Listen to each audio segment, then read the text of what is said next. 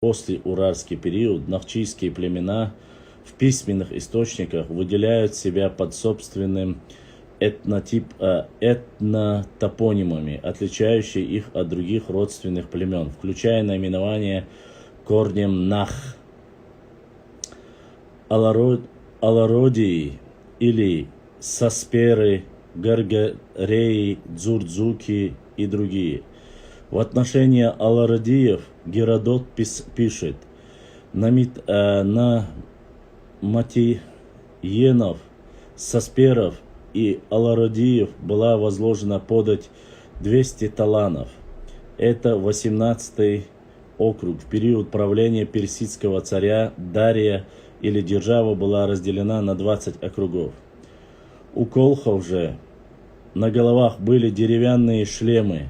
Они носили маленькие щиты из сырой кожи, короткие копья, кроме того, еще кинжалы. Алародии же и сасперы выступали в поход вооруженными, как колхи. Например, новосельцев, урартов, называют алародиями. По мнению Вагапова, этнонимы сасаниды, сасуны и сасперы встречаются во многих источниках. Непонятно, это часть чеченцев или ассимилированные потомки. Далее он отмечает: саспери известны с V века до нашей эры. Это наименование населения, живущее между Мидией и Колхидой. Видимо, они алародии и матиены. У Геродота в V веке до нашей эры сасперы встречаются на одном уровне с Мидией и Персией при описании Колхиды. Более того, в научной литературе сказано о том, что матиены и алародийцы ассимилировались с персами, а также с грузинскими армянскими племенами. Исследователь Дьяконов под алародиями подразумевает хуритов, урартов, кутиев, чеченцев и дагестанцев. Например, Чакаев алародиев сравнивает с чеченцами, с чеченским тейпом аларвай. Следовательно, исходя из периода и первого упоминания данного термина Геродота, мы послеуральский период определенно отрезок времени считаем необходимым называть алародийским, дабы не прервать упоминание о нахчийских племенах в источниках развития, подчеркивая их историческую роль. Вот таким способом у нас в этом перечислении заканчивается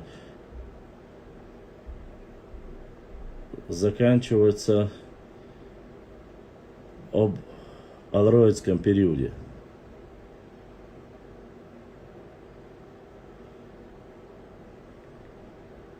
Так, собор делаешь.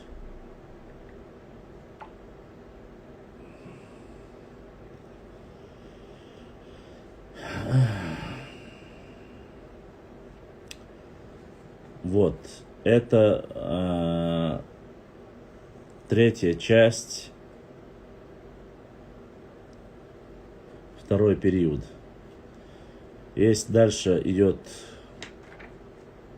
Гаргарейский период, конечно же, и дальше.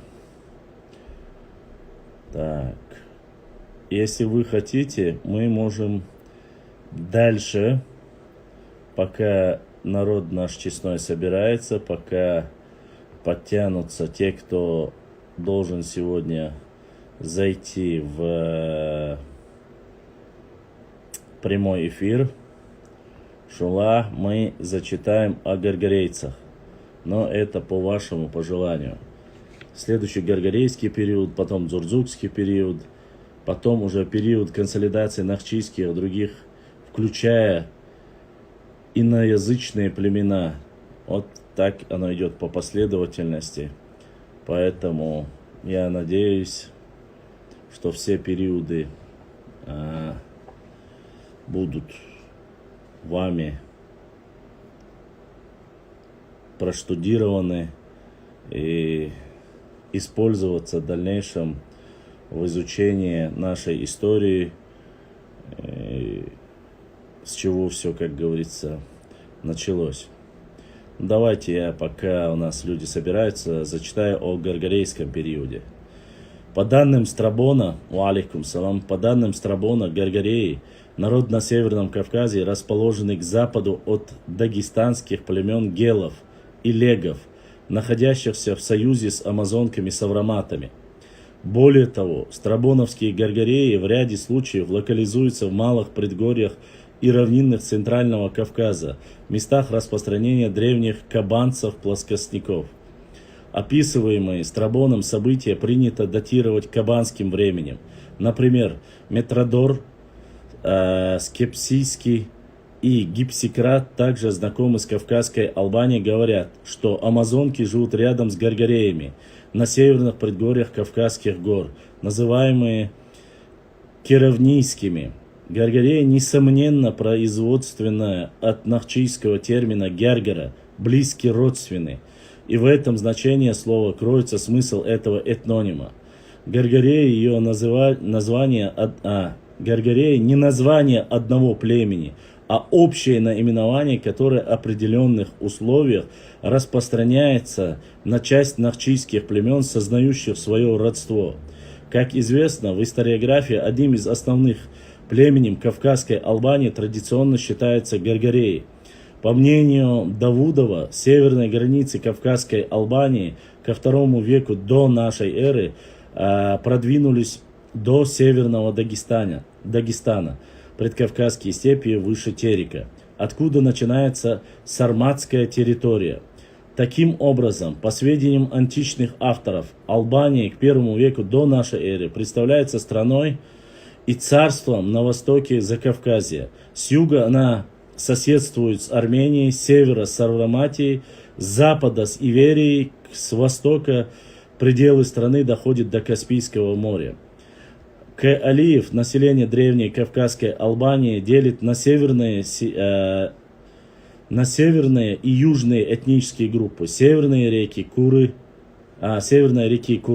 Ути, Албаны, Сильвы и Леги. Южные реки Куры, Гаргареи и Каспии. Вышесказанное о Гаргареях подкрепляются данными, топонимами, гидронимами. Не исключена возможность, что с термином Албания непосредственно связано название деревни Алван в Ширванском районе, которая происходит от тушин-бацбийцев, перегонявших с древнейших времен свои отары из горной Тушетии в Ширванские степи на зимний период. Место проживания тушин на берегу Алазании называют Алванским полем. По мнению Дашириева, в термине Алван первая часть Ал обозначает князь,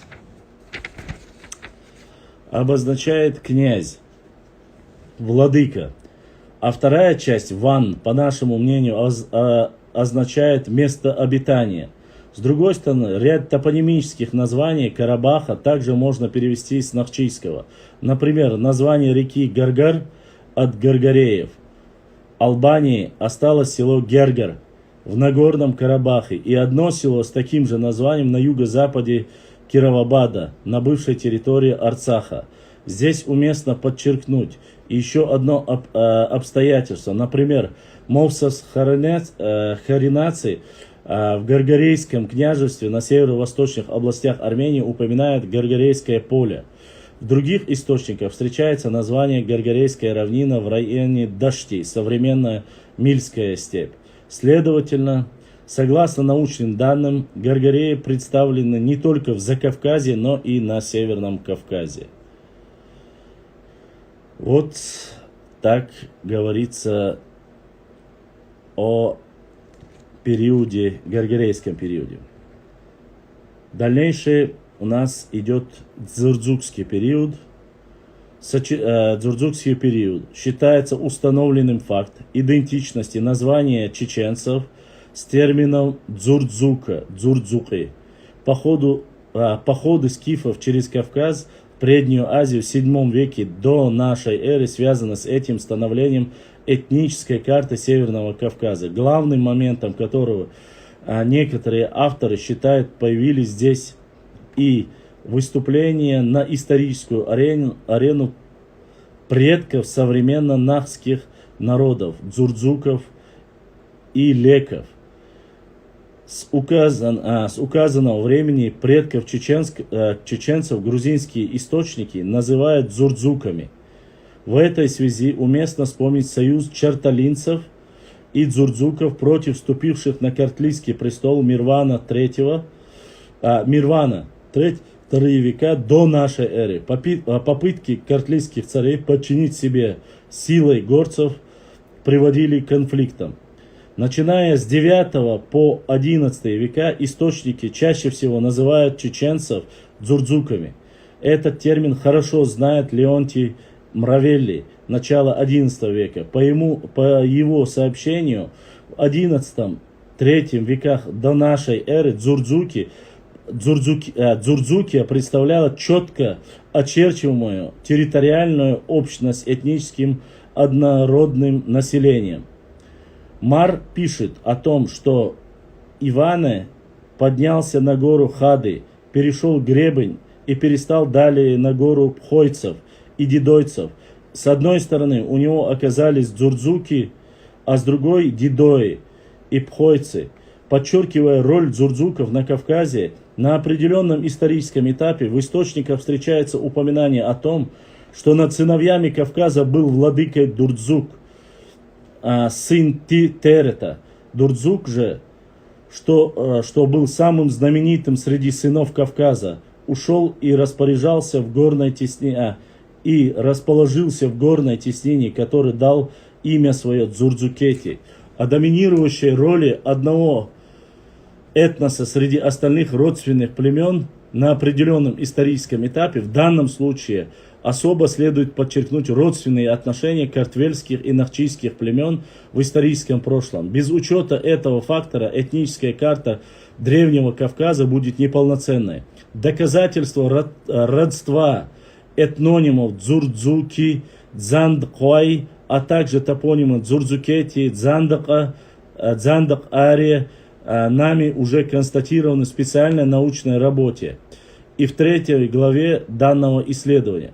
Вместе с тем, наряду с выше отмеченными этнонимами, касающимися нахчийских племен, в письменных источниках встречаются иные названия нахчийских племен. Цупани, Цоу, Софена, Туска, Туши, от чеченского слова центр, Двалы, Туалы и другие.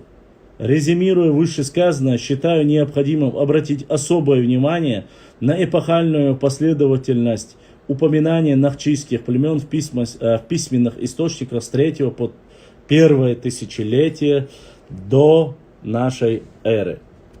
Так что, уважаемые мои хорошие, добрые братья, сестры,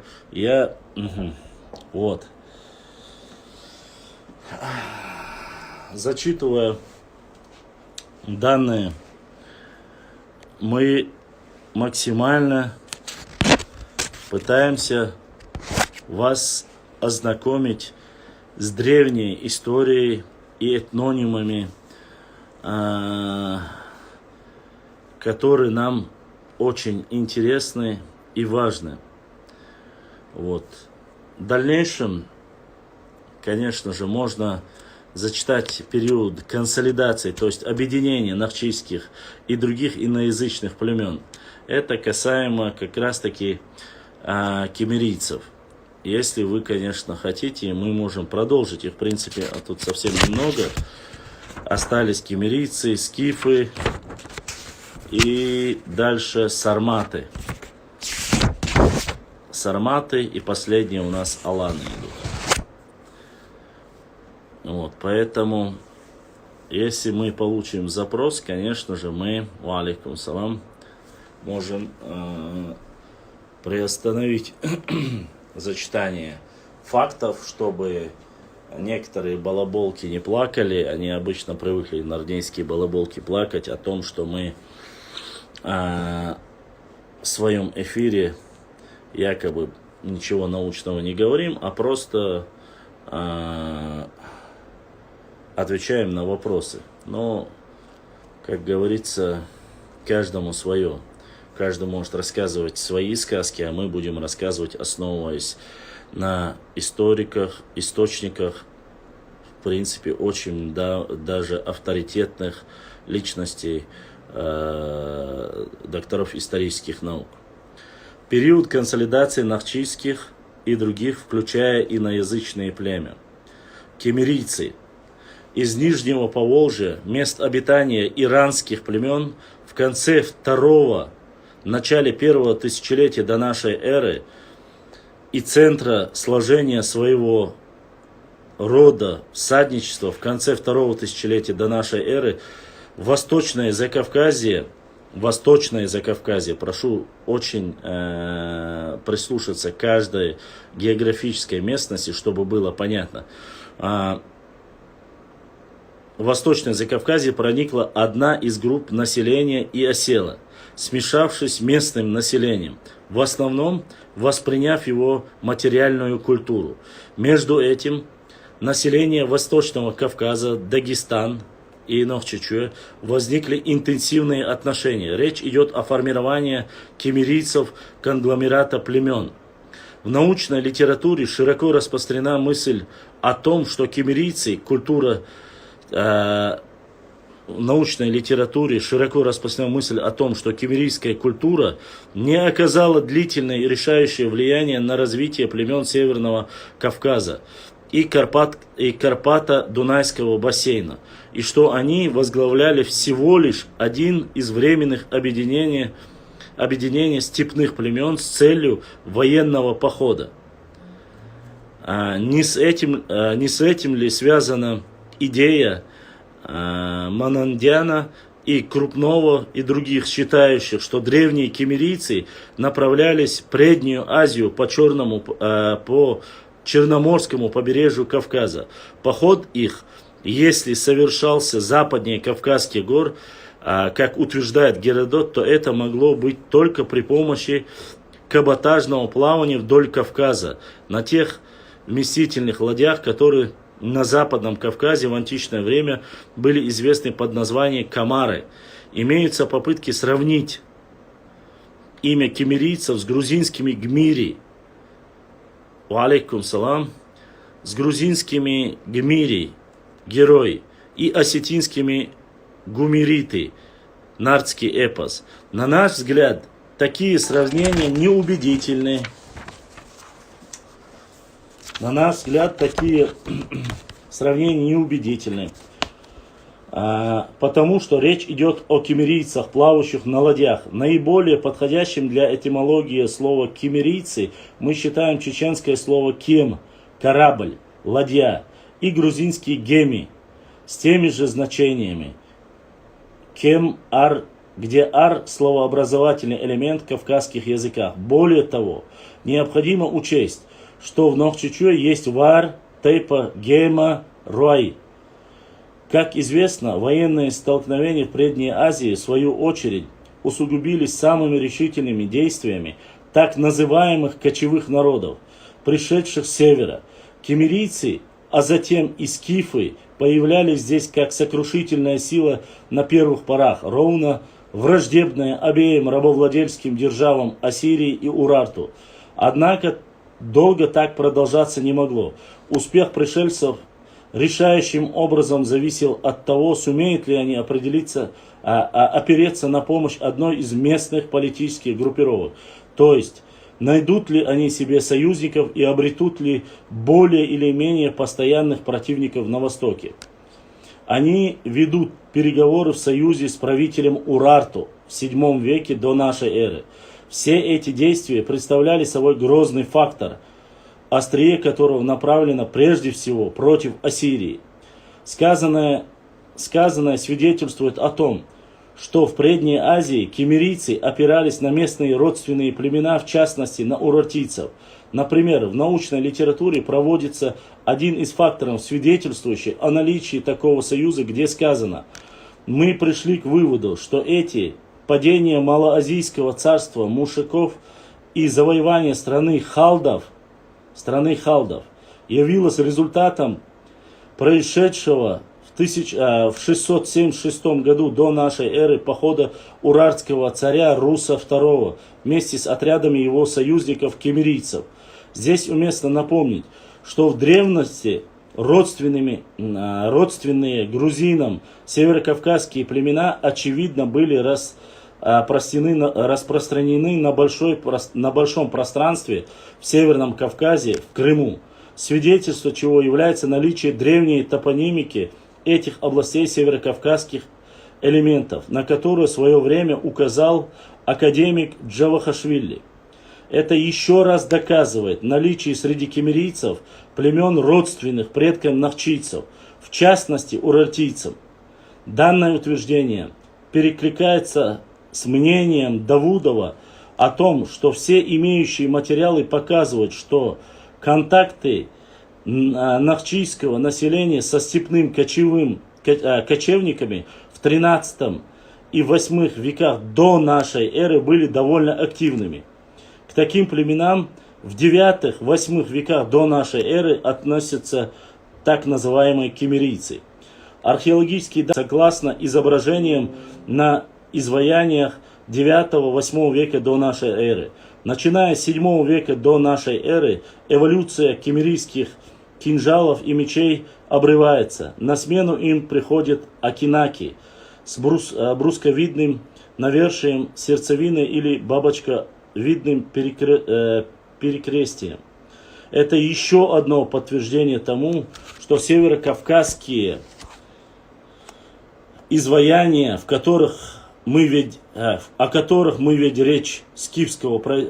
речь скифского происхождения, что свидетельствует о выступлении на историческую арену скифских племен на смену кемерийцам. Ва алейкум ассалам. Чтобы было понятно простым доходчивым языком, определенный период со своей культурой в северную часть Дагестана, это получается восточная часть Нохчичу, в основном взаимодействовала с кемерийцами. Здесь взаимосвязь с кемерийцами четко наблюдается о взаимоотношении Урарту, а Урарту, как мы знаем, это считается фактически одним и тем же народом, что и Нахчи. В разные периоды времени, в дальнейшем они стали нахчийцами. Мы говорим о взаимодействии кемерийцев и объединенного выступления против ассирийцев. Вот такие И точно так же о том, что их культура, кемерийская культура, не сильно проникла и в определенный период просто-напросто перешла уже в скифскую культуру, которая оставила после себя более или менее след в истории, скифский культурный след в истории нашей территории. Вот чем больше мы изучаем историю древних племен, это Ближнего Востока, Закавказья, Северного Кавказа, мы видим уже в то время, что у нас были взаимодействия, с кем у нас были взаимодействия, с кем мы выступали вместе и с кем проводили вместе свои, так сказать, оборонительные, наступательные действия в историческом плане. Это до нашей эры, это еще до появления христианства, до появления ислама. Вы должны понимать, что некоторые люди пытаются характеризовать чеченцев, как будто бы мы чеченцы и нохчи это только мусульмане. До мусульманского периода, алейкум салам, что у нас в историческом плане ничего не было. Конечно же, это является недостоверной информацией. Мы сейчас перечисляем вам еще раз, я говорю, это не научная фантастика, это материалы, документальные материалы, это научная работа, проработанная с одними из самых сильнейших историков Закавказья и Кавказа и России, поэтому нужно учитывать и понимать. Мы почему-то, наши подписчики, точнее даже мои подписчики, начинают Мацхалова, все, у нас понимание нашего народа это нахчиматяне, все. Дальше уже идет как-то периоды Нахчи и так далее и тому подобное. Некоторые балаболки с Нарнии вообще начинают говорить о 17-18 веках, но это уже балабольство чистой воды. С кем мы взаимодействовали, еще раз я вам хочу сказать, взаимодействие это не обозначает ассимилирование. Плюс преобладание одной культуры над другой, она говорит о многом. Почему? Если бы кемерийская культура преобладала бы над той же там, я не знаю, куро-аракской или кабанской, или майкопской культурой, то есть они, можно было говорить о какой-то ассимиляции, о какой-то ведущей силе кемерийцев на Закавказье и на Северном Кавказе. Здесь же мы видим обратное, что они просто-напросто растворились. Да, одна часть, которая пришла на восточную часть взаимодействия вместе с нахчийскими и лезгинскими или дагестанскими племенами вместе в Закавказье выступали против ассирийцев. Поэтому нужно понимать важность каждого периода. То есть алароиды, кемерийцы, скифы, сарматы, Кавказская Албания, Урарту, Хуриты. Все вот эти государства, древние государства, так или иначе взаимосвязаны. Вне всякого сомнения, в этих исторических процессах занимала немаловажную роль непосредственно и наша история и представители нашего народа. Поскольку мы себя считаем близко родственным или вообще единым племенем с урартийцами, не стоит об этом забывать. Поэтому здесь следующий у нас идет скифы, тоже один листок. Если вы хотите, мы можем, конечно же, я могу зачитать, чтобы вы ознакомились. Если что-то непонятно, вы можете спросить, я, конечно, постараюсь вам объяснить, что да как, по крайней мере. Вот если же вот черту я вижу на месте, Ламро что-то сегодня нету, обычно он вечно заходил и начинал говорить о том, что кто написал, когда написал. Сегодня мы его не видим пока, по крайней мере. Тут уже на ваше усмотрение. Есть не обязательно Ламро, Халиль, если кто-то еще хотел отправить запрос и пообщаться, вы можете отправить запрос, и я, конечно же, приму. Да, вчера я, к сожалению, немножко отошел от своих же правил, но я хочу, чтобы вы понимали, если человек по мере возможности своей, он в любом случае, если общается, было бы хорошо, если бы у него хватило бы, так сказать, мужества, это как-то неправильно будет, но хватило бы желания показать свое лицо, это было бы вообще хорошо. Мне кажется, наш народ всегда со дня сотворения Всевышним называли себя Нахчи. Каждый, кто есть Нахчи, с такой гордостью, с любовью об этом говорится Нахчу. Залимхан, тут речь не об этом. Конечно же, они говорят, но проблема в том, что если мы говорим о древности, это мы должны понимать, что названия, которые давали, они же давались не самим народом, то есть не самоназвание здесь речь идет. Речь идет о том, что соседние племена, как называли, видишь, тут считается, что от кемерийцев, часть кемерийцев остались через чеченский тейп, Гимрар был, это от Ирве Бумяцу, Гимрар Олшел, это Цигар тейп связывает Докуза с алароидцами, Чакаев связывает непосредственно тейп Аларой, то есть вот эти каждое название связывают как с древними терминологиями и с древними названиями. Вот это, конечно, многое объясняет. Почему? Потому что даже в то время, если они так и назывались, они как тейп назывались, но общее название народа Нахчу, которое у нас есть, осознанно, когда уже было все стабильно, никаких войн, осели и так и начали себя называть.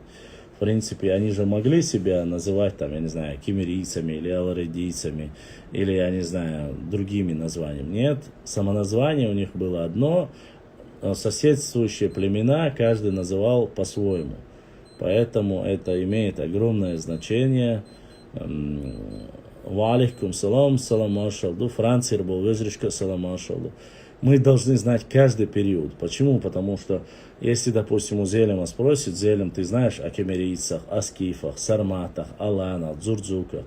Зелем мог в любое время выпалить, да, знаем, мы были с ними в союзе, они были там, допустим, до нашей эры на северо-восточном Кавказе или юго-восточном Кавказе. Мы с ними соседствовали.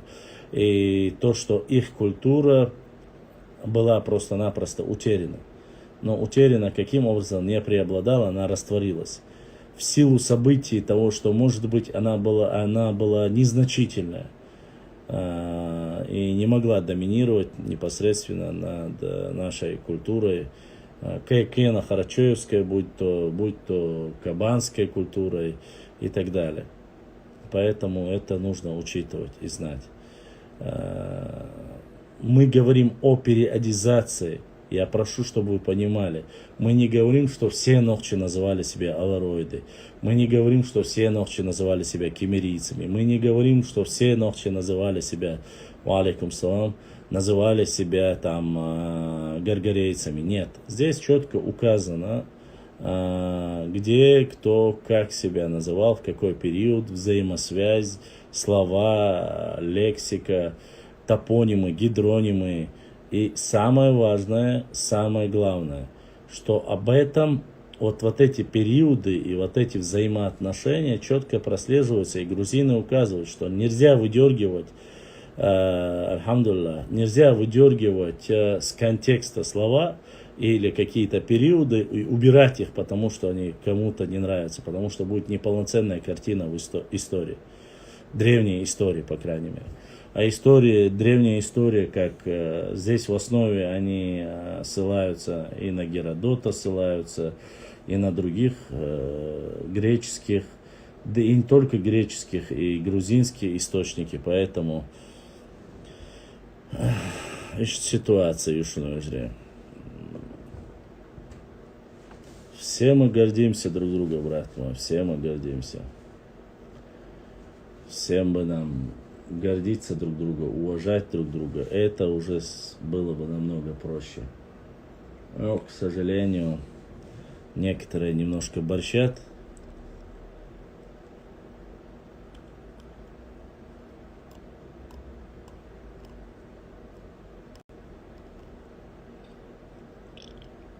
Поэтому ищ situation. Так, есть ли запросы на эфир?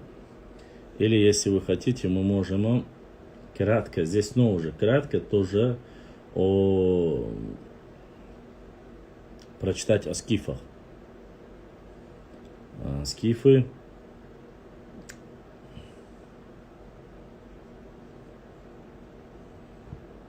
Взаимно, брат мой, взаимно. Не забывайте, что дальнейшие дальнейшие вот эти периоды, периодизация, это кемерийцы и скифы, и сарматы. Здесь конкретно говорится, ассаламу алейкум, алейкум салам, период консолидации нахчийских и других иноязычных племен, здесь имеется в виду. Консолидация, это значит объединение.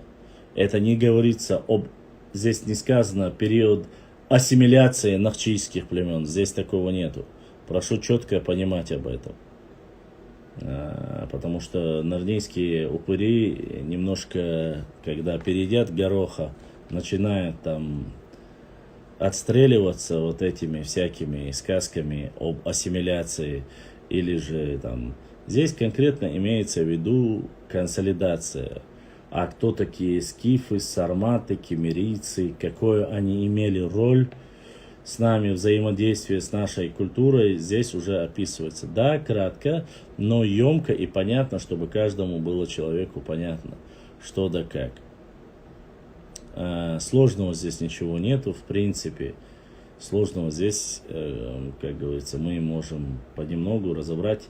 Вы знаете, я не пытаюсь усугублять или не пытаюсь делать, как некоторые наши интеллигенция, которая говорит, вы ничего не знаете, мы научный мир, мы вот это делаем, мы то делаем. Научный мир может использовать любые научную терминологию, дабы там сверкнуть своим красноречием или, я не знаю, чем угодно. Но если простой люд, который, обыватель простой, не понимает, о чем речь идет, то смысла их высокопарных слов нету никакого. Я, конечно, не пытаюсь здесь воспитать целую плеяду сильнейших историков, зачитывая там какие-то научную литературу. Нет, не об этом речь идет. Но, по крайней мере, содержательный контекст, который может довести до каждого из нас основные и важные.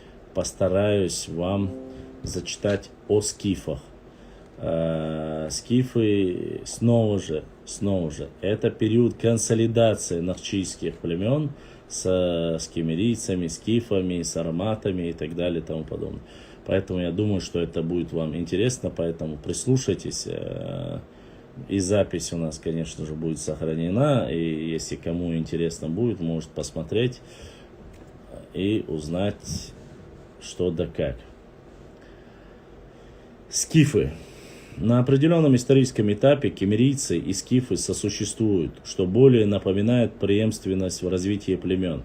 Так, совместно кемерийцы и скифы, по имеющим историческим данным, появляются в Северном Причерноморье в начале VI века до нашей эры, что связано с датой распространения там скифской археологической культуры.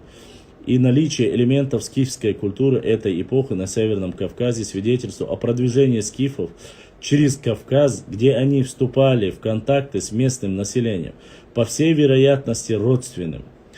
Отсюда в скифских культурных элементах обнаруживаются и кавказские черты. Более того, антропологический материал не исключает инородных этнических включений в состав скифов, но преимущественное значение этнических включений в состав скифов, преимущественное значение придает все же местным истокам их этногенез. То есть они были классическими европеоидами, скифы имеется в виду, европеоидами, как и подавляющее большинство автохтонов, например, Северного Кавказа. И тут же встает вопрос о многоплеменности кабанцев. Где-то скифы и кабанцы по содержанию этнический симбиоз совпадают. То есть, чтобы вы понимали, скифская культура и кабанская культура, а мы знаем, что кабанская культура, она находится на территории Чечни, на территории Ингушетии, на территории Осетии, вот в этих территориях. Симбиозы это обозначает объединение, то есть скифские и кабанская культура выступают здесь уже единым как бы. Следовательно, родственные кабанцы, этнические гетерогены, протокабанским племенам, принадлежащим западно-кавказским, так и восточно-кавказским племенам. Более того, протонахи,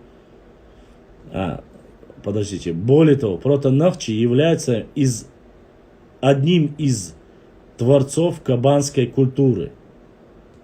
Одним из творцов кабанской культуры. Я хочу, чтобы вы запомнили это очень важные моменты. Как известно, скифами и кемерийцами древние греки называли население обширной территории к северу от главного Кавказского хребта, Северного Кавказа, южно-русских степей. Эти этнонимы имели собирательное значение и не обозначали этнически однородное население. В горной цепи Большого Кавказа издавна жили близкородственные грузинам абхазо-адыгские на западе, бацбийско-кистинские в центре и дагестанские на востоке племена. Судя по археологическим данным, это население по всей материальной культуре было тесно связано с населением Южного Кавказа. Близость эта порой столь поразительна с культурой колхиды и позднебронзовую эпоху, в частности, 8 веков до нашей эры, что исследователи раньше даже объединяли эти культуры под одним названием – кабанской или колхидо-кабанской культуры. Как известно, было два различных этапа проникновения так называемых южно-русских кочевников в Преднюю Азию. Первый этап движения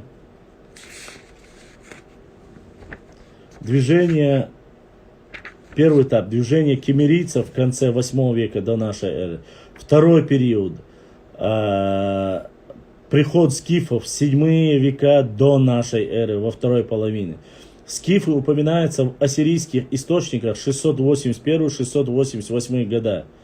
При продвижении в Преднюю Азию часть скифов, кемерийцев, осели в ряде районов Южного Закавказья по соседству с некоторыми уральскими центрами Закавказья. Это как раз таки о том, что я говорил. Чат остановился у меня. Не знаю тогда почему. Почему он остановился? Закавказье. Археологические факты того же Кармир-Блура указывают на соприкосновение здесь скифского, уральского элементов еще при уральском владычестве.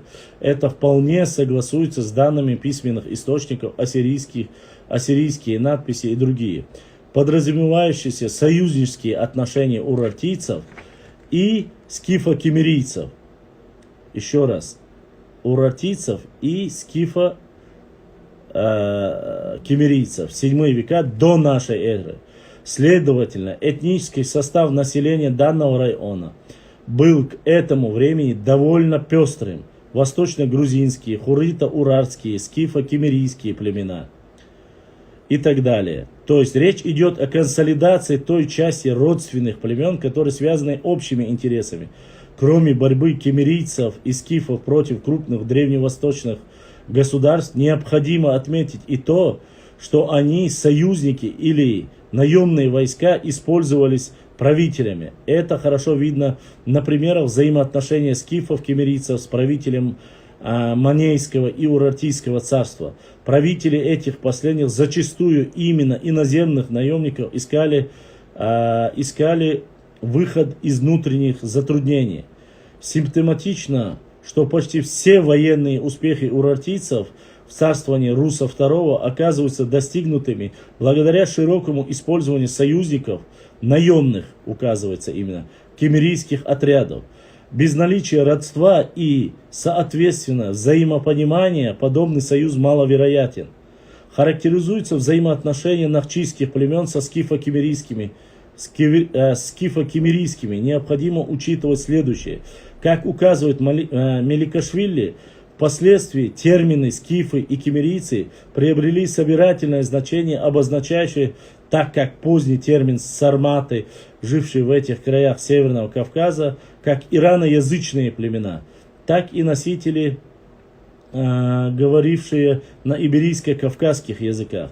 Во времена греческой колонизации Северного Причерноморья 5 и 2 века до нашей эры этническое население Боспорского царства было смешанным.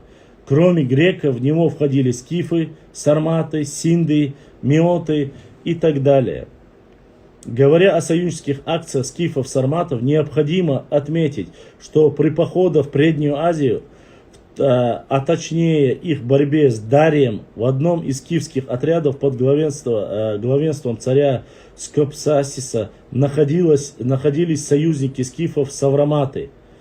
Теснейшее военное единство кочевников, продемонстрированное в войне с персами, бесспорно сложилось раньше и, вероятнее всего, на базе совместного участия преднеазиатских походов. Родство основного косяка рассматриваемых кочевых племен и преемственность их деятельности мы увидим во всех этапах их деятельности. Вот таким образом мы увидели уже взаимодействие скифов, кемерийцев с урартийцами, как они были наемной силой и взаимодействовали. Понимали для достижения каких-то целей и противодействия определенному врагу.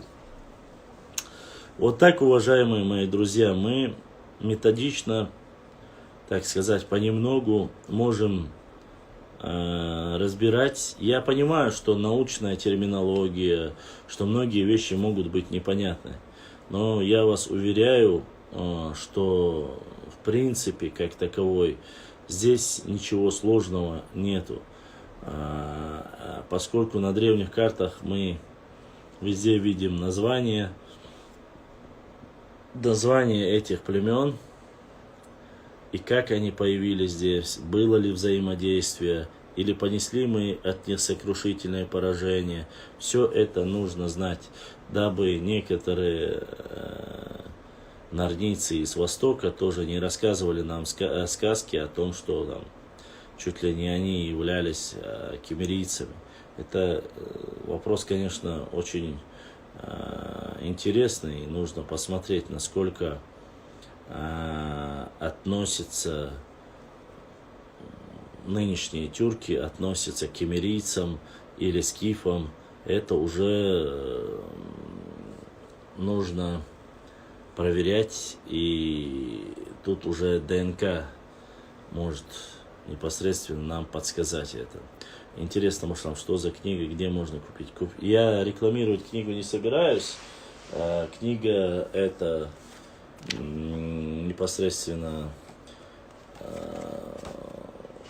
напечатана в Грозном, но это книга Академии наук Грузии, Институт истории и этнографии имени И.А. Джавахашвили и совместно с Российской Академией наук Институт этнологии и антропологии. Вот так называется книга. Древняя история чеченцев Нохчей. Древняя история нохчийских племен 3-1 тысячелетие до нашей эры. Следующее, сегодня я дальше зачитывать не буду, ибо боюсь, что многие подписчики могут у меня в эфире уснуть или устать.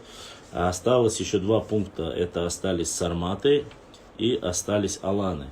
В принципе, и то, и другое очень интересно и очень близко нам. Поэтому мы, чтобы не было никаких недопониманий, еще раз хочу сказать, что рецензентами данной книги являются 4, 5, 6, 7, 8 докторов исторических наук, 1 доктор филологических наук. Снова же, доктор филологических наук Чрелашвили является не чеченцем. Поэтому нужно понимать, что здесь, кроме одного представителя доктора исторических наук Джамирзаева, остальные все виднейшие, самые сильные ученые Грузии, Армении, даже есть и Украины. Ну, я думаю, что Сергей Чешко, он является, если я не ошибаюсь, украинец, или как будет правильно сказать. Вот, это непосредственно как бы так. Кемерийцы тогда, кем они могут быть в наше время? Это очень сложно определить. Здесь говорится, что они из Приволжья, но указывается, что это кочевые племена. Кочевые племенами у нас здесь на данное время сейчас являются, как мы знаем, и калмыки, и нагайцы, и кумыки. Они являются все кочевыми племенами.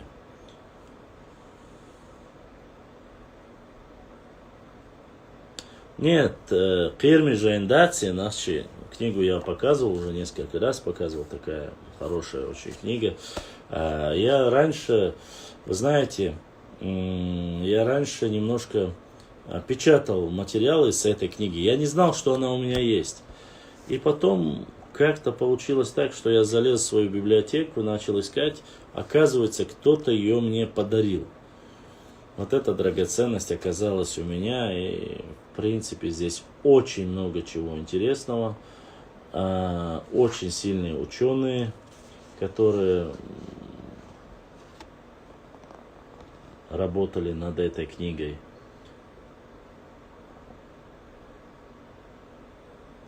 Напечатана она даже не столько в Грозном напечатана, она напечатана в Махачкале. Вот. Да, здесь написано, что она напечатана в Махачкале. Формат бумаги. Эфес печатали Times. Условия заказ. Тираж 2000 экземпляров. Отпечатано И.П. Тагиева, РХ, город Махачкала, улица Гамидова, 2, формат. Вот так вот, как говорится.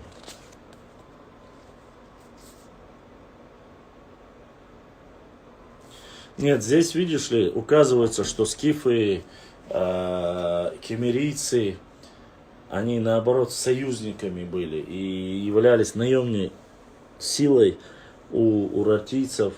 То есть они нанимали, как здесь говорится. 22 зрителя в Ютубе. Салам Машал Дубашлам. Валейкум салам.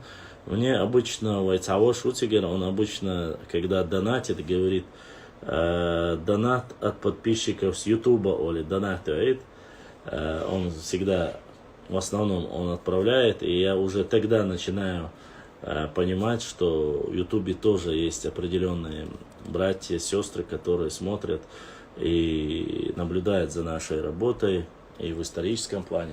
Да, я еще хочу. Вы понимаете, вчера мне некоторые братья звонили, писали о диалектах, что он там так сказал, склонил, не склонил. Вы должны понимать, что я прекрасно понимаю, я видел перескоки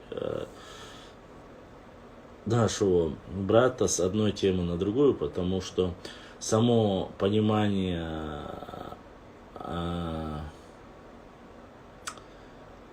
того, что он говорит, мы разошлись во времена татаро-монгол, но во времена татаро-монгол никак не могло этого быть. Почему? Потому что во времена татаро-монгол как такой отдельность народа, это 13-14 века,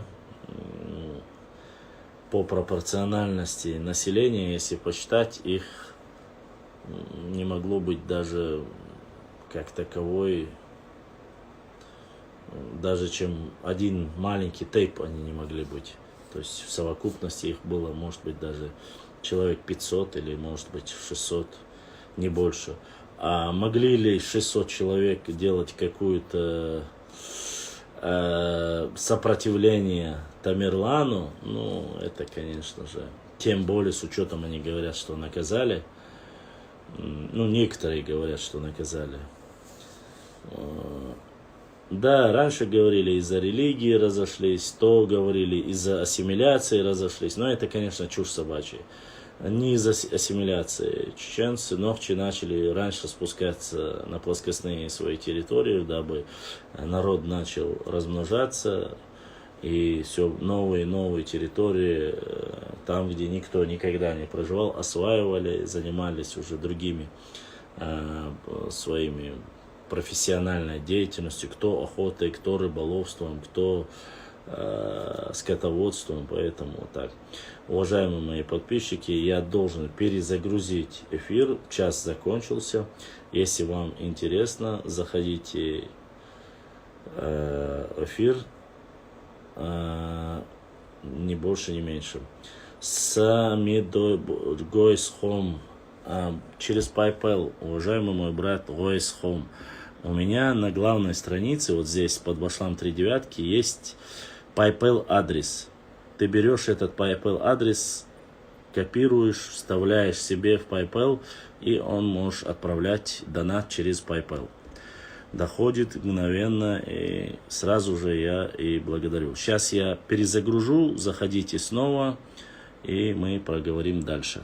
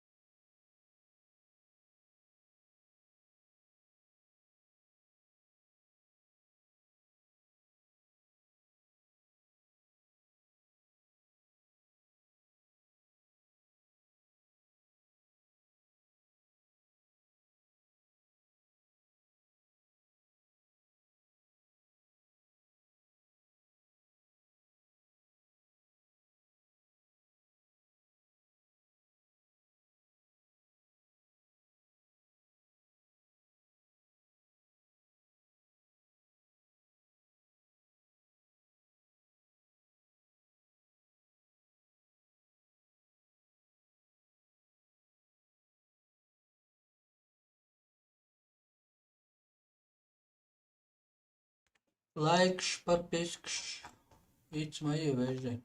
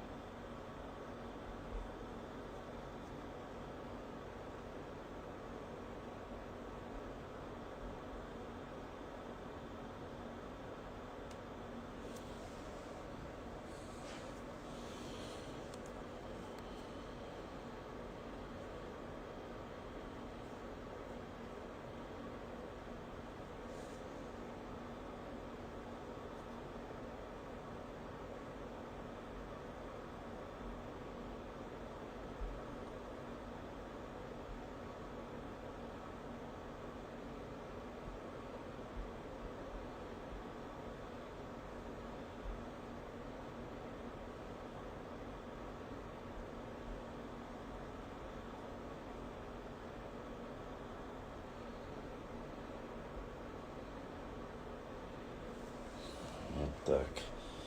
Все ваши пожелания я исполнил. Так.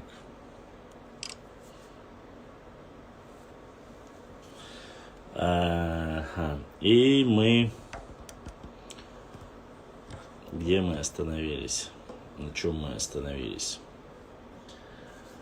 В первый час нашего эфира у нас в эфире побывало 200 человек. 200 человек побывало в нашем эфире. Надеюсь, что хоть кто-то понемножку будут подтягивать. Башлам гости сегодня будут в эфире. Но я надеюсь, что будут. Тимур, некий Тимур, вчера, который мне тоже писал, я бы хотел, я надеюсь, он зайдет в эфир. Он сегодня мне в директ скидывал видеоролики о том, что якобы чеченскую кампанию здесь воевали чеченцы, чеченскую кампанию воевали здесь ингуши. А когда я сказал, что я знаю эти видеоролики, видел, он говорит, а в 92-м вы ничем типа не помогли. Я говорю, что я лично общался с людьми, которые участвовали в этом. Не то, что в этом, то, что принимали беженцев.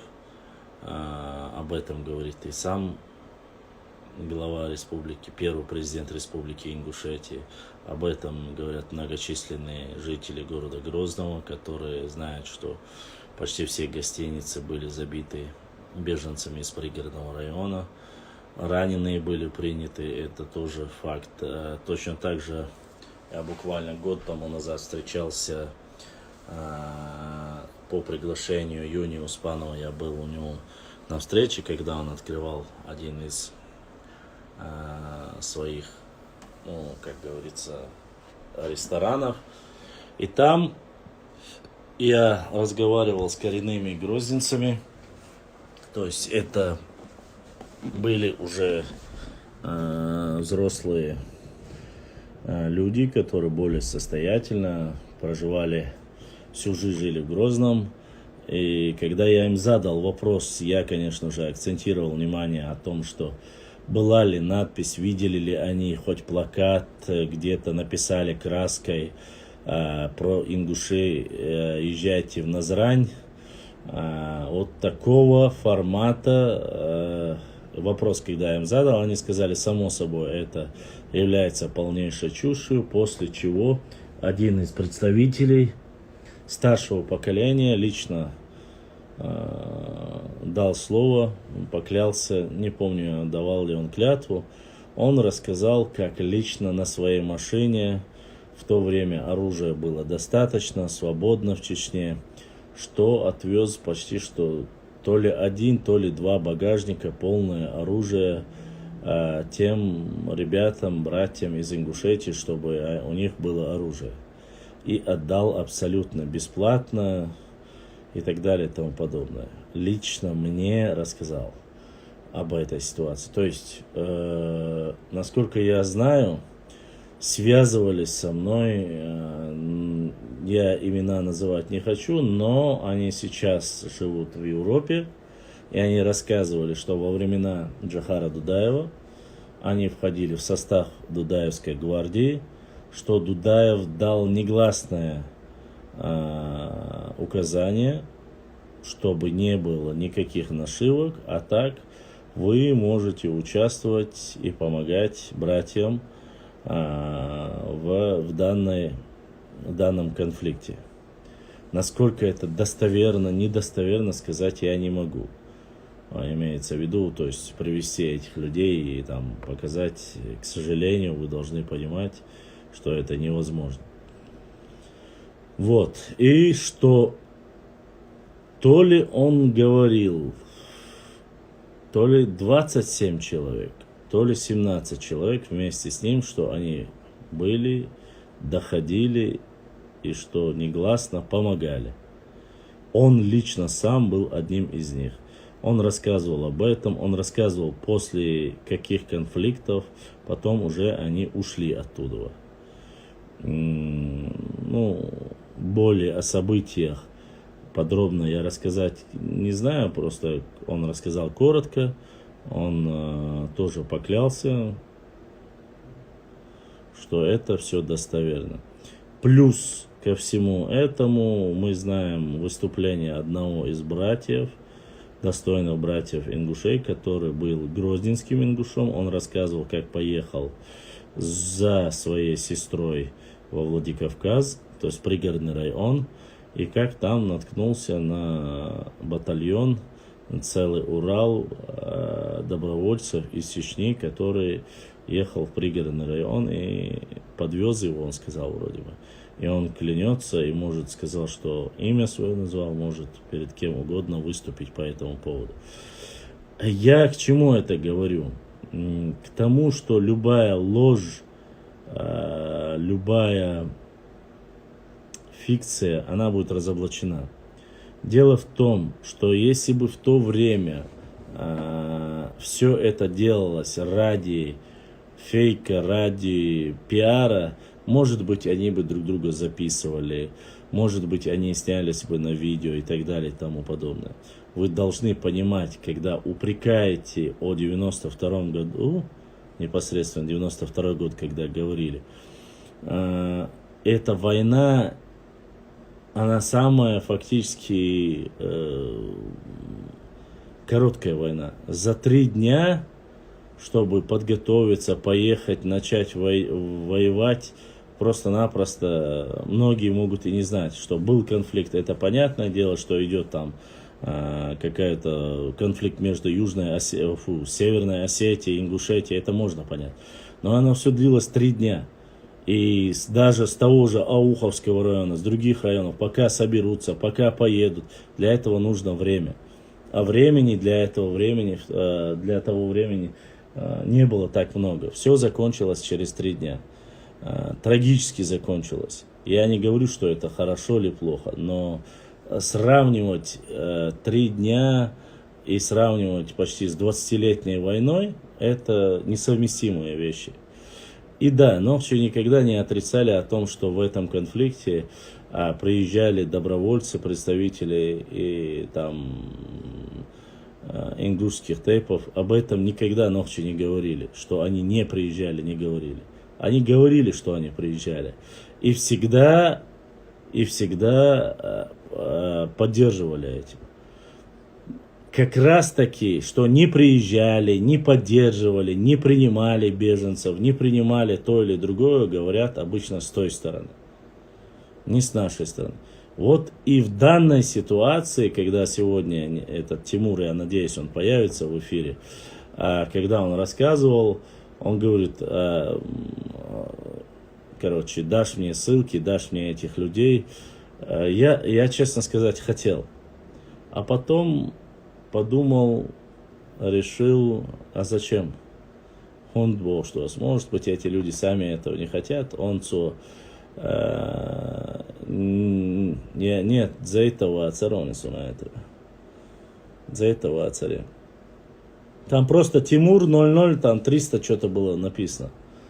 Так вот, прежде чем, когда начинают говорить об этой ситуации, первые, между прочим, вот эту тему поднимать про ингуши в Назрань, про то, что беженцев не пропустили, и все остальное начали же они.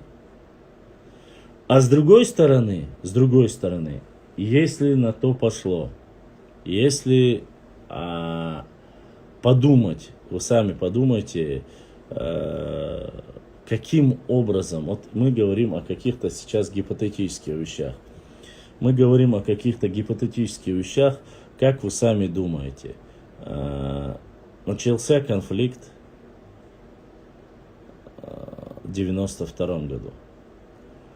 Фактически 92-93 годы, и сам по высказыванию самого Яушева, это время уже, когда 89-й, 90-й год, 91-й, 92-й год, когда Ингушетия хочет быть отдельной республикой,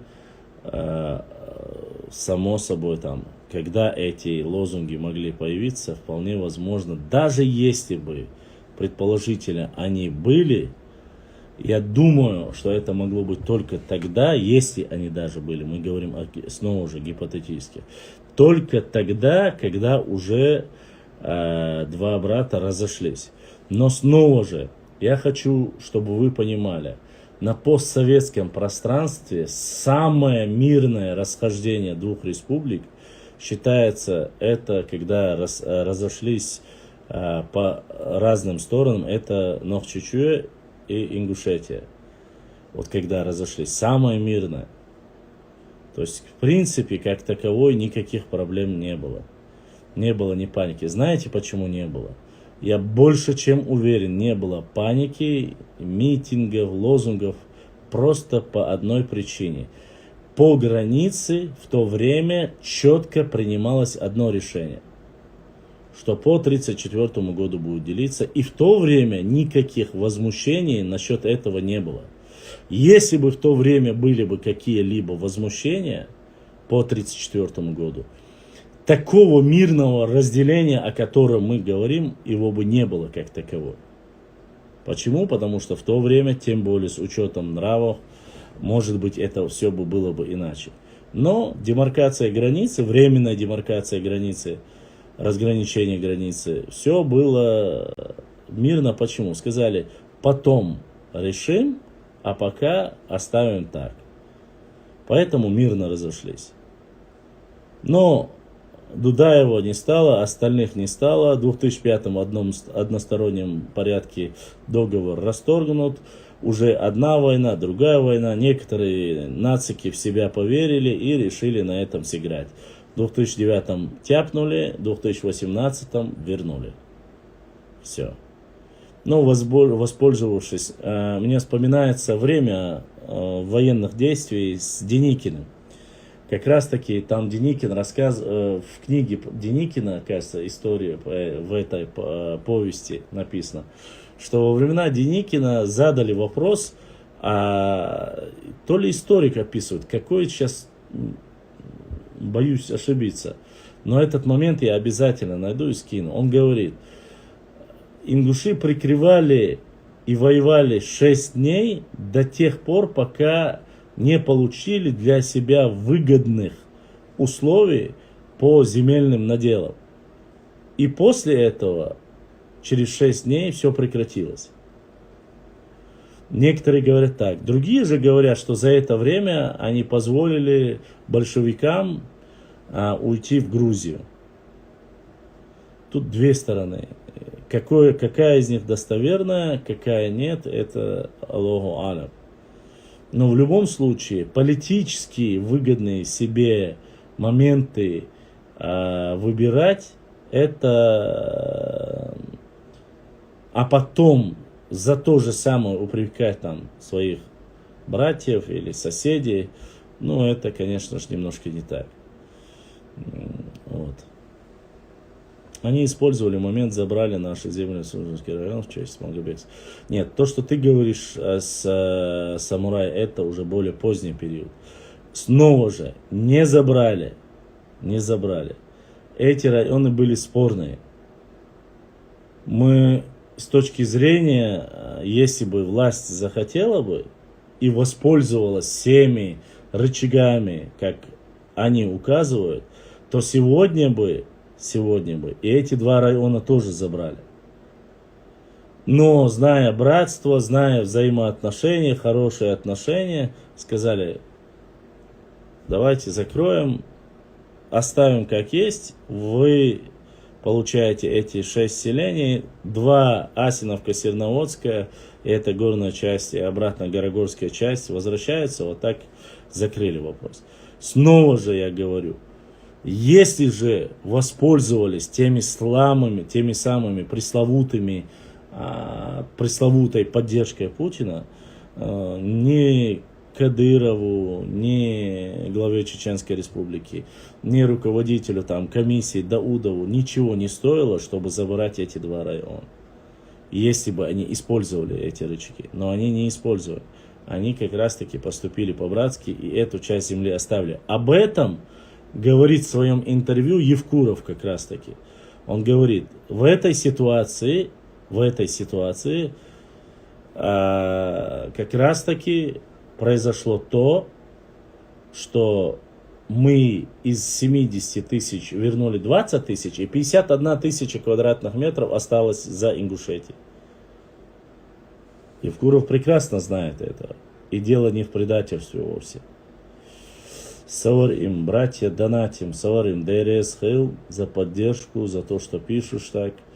Да, духуахуа. Башлам, после 6-дневной большевики ушли в Грузию, сопротивление закончилось. Я знаю, я как раз таки об этом говорю. Там говорится о том, что они получили более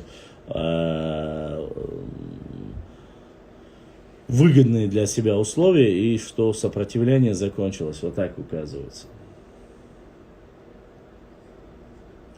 Поэтому снова же, когда мы поднимаем любую тематику, у каждой стороны есть, у каждой как бы стороны есть своя правда.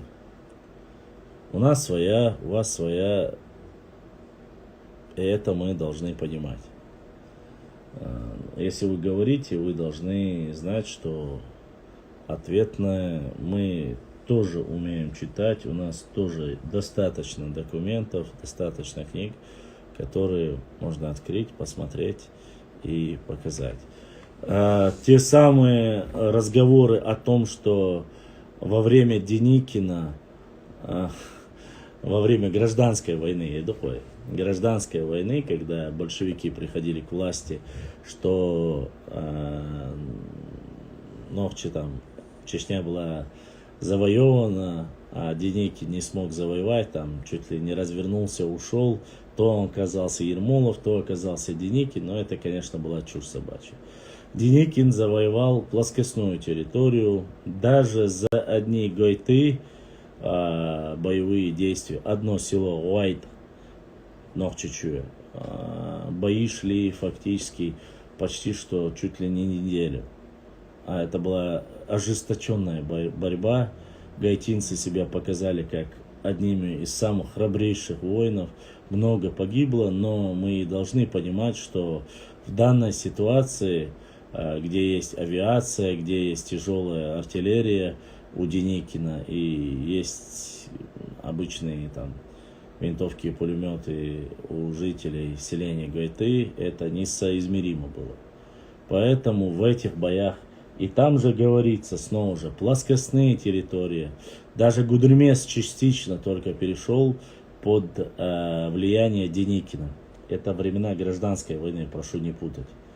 Это 1920 век уже. Поэтому сравнивать и то территорию Чечни и Ингушетии в данной ситуации не стоит. Почему? Потому что здесь бои шли фактически по покорению плоскостной территории. Почти что шли 3 или 4 месяца. Может быть, если я не ошибаюсь. Но даже пускай это будет месяц. А там бои шли 6 дней. Поэтому нужно понимать, когда вы возвышаете, сравнить. Есть разница между 6 днями или же 1 месяцем. Опять же вы сравниваете конфликт южно-осетинский, северо-осетинский конфликт с чеченцами и сравниваете, северо-осетинский конфликт с ингушами, который длился 3 дня, и сравниваете Первую и Вторую Чеченскую войну, которая фактически длилась почти 20 лет. Ну, как можно это соизмерить? Как? Ну, это разве несопоставимые вещи? Я, конечно же, не принижаю. Да, в одном плане я согласен с некоторыми ребятами, которые живут в Ингушетии. То, что определенные единицы братьев всегда участвовали на стороне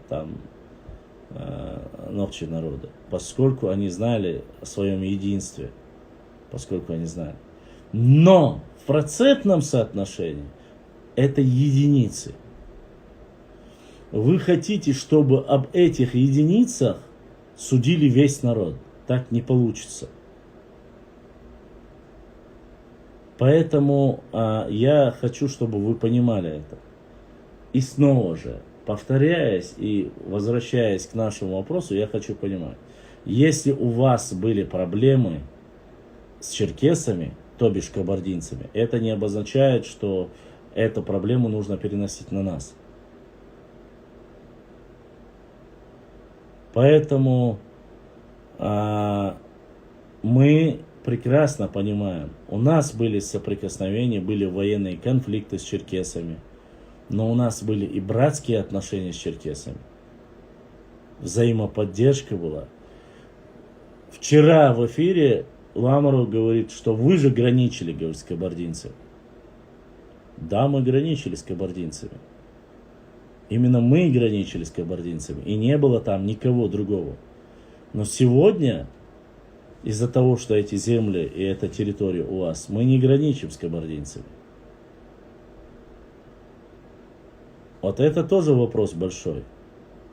С одной стороны, вы нас упрекаете, и именно черкесы и нохчи по договору с ними, со своими братьями Аллах, приняв ислам, попросили и запустили на плоскостную территорию. Потом, прервав этот договор, приняли договор с Россией, непосредственно земли за достойную, отважную борьбу против горцев, получили разрешение жить и поселиться в Назране и при границах Назрани. Но об этом это есть документы. Это не нужно мне говорить. Это на ваших официальных сайтах все есть. Тут ко мне претензий никаких быть не может. Ни ко мне, ни к кому другому. Это не упреки. Еще раз хочу, чтобы вы поняли. Когда вы говорите о договоре, якобы что 1770 и договор, подписанный Шихмурзой Окотским в 1558 году, то есть 16 века и 18, вы говорите, между ними 200 лет. Да, я согласен с вами, что 200 лет. Но Шихмурза Окотский являлся военачальником одного из частей нашей Родины. Не всей территории. Хотя договор выгодный заключался на основании. И в это время территория, которая сегодня называется Ингушетия, была в составе Нохчичева. То есть, и даже в это время упрекать с этим договором не стоит. Почему? Потому что вы входили в состав. В то время мы были одним единым целым. Когда вы откололись и стали отдельными, и потом получили название, и потом уже непосредственно вы отдельно заключили договор, это совсем другие вещи. Я не упрекаю. Вы поступили правильно. Почему правильно? Если бы вы так не поступили, сегодня бы той территории, которая числится за вами, ее бы не было. Реально ее бы не было. Мы были бы, опять же, одной республикой были. Не существовав никаких других. Понимаете? Мы были бы одной республикой, если бы не было этих договоров. Вот. Это простые, элементарные вещи, потому что просто так никому ничего не дается. Я точно так же говорю, что не все черкесы виноваты в том, что там Мария Темрюковна заключила брак с Иваном Грозным.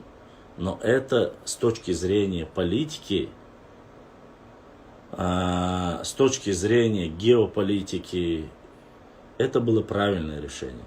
Могу объяснить почему. Во-первых, экспансия московской Руси в ту сторону уже не продолжалась.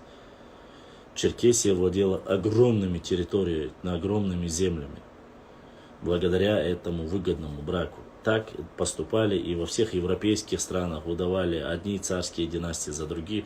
Вы можете посмотреть историю, выгодные браки между Францией, Англией или Россией, родственные там династии английских королевского рода с последним романовским родом, хотя некоторые ближе к немцам их приписывают. Ну да ладно, суть не в этом.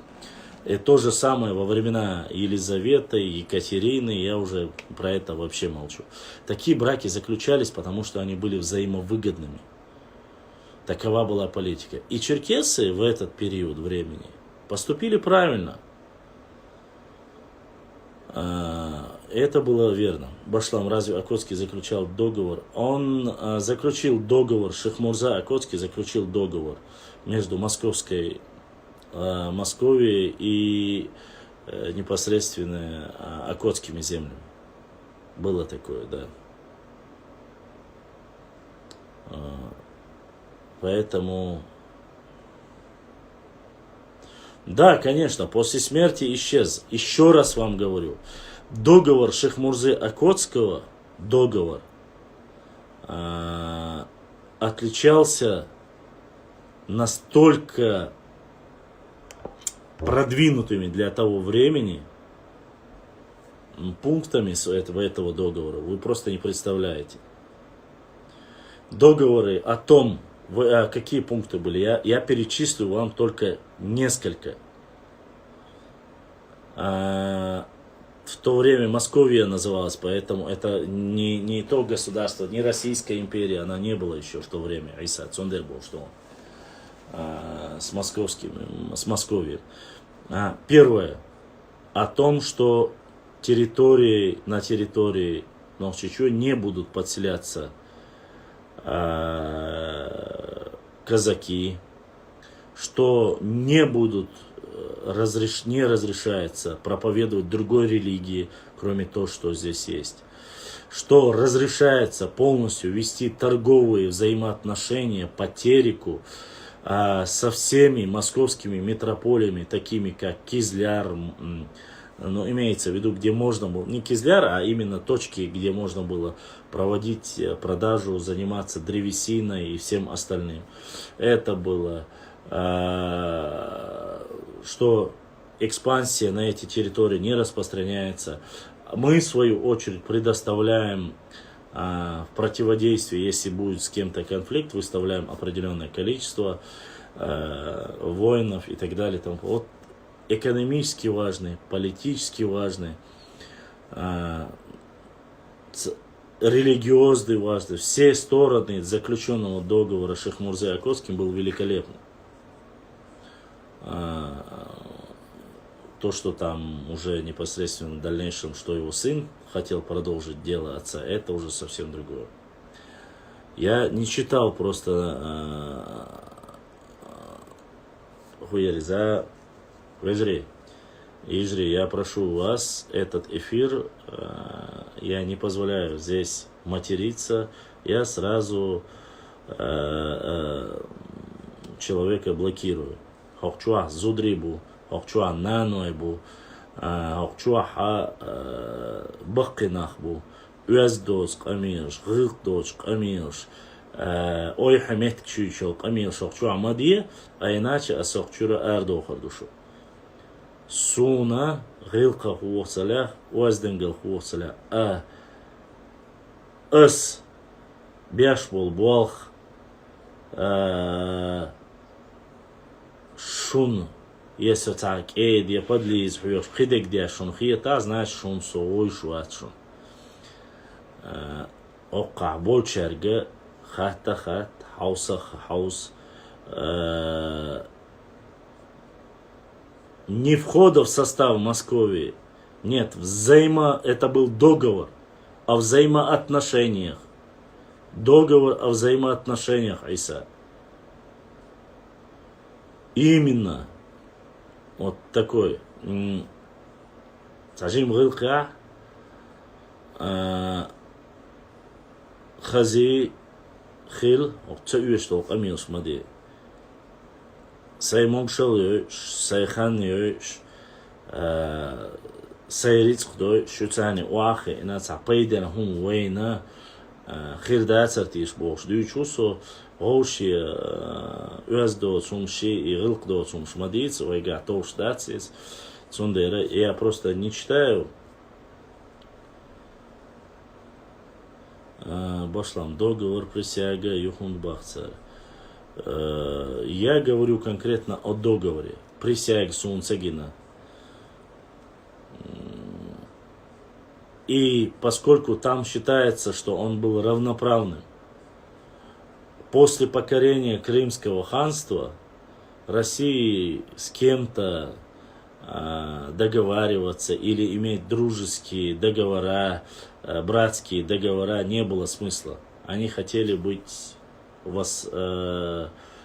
непосредственно хозяинами Кавказа, поэтому этот договор уже перестал существовать.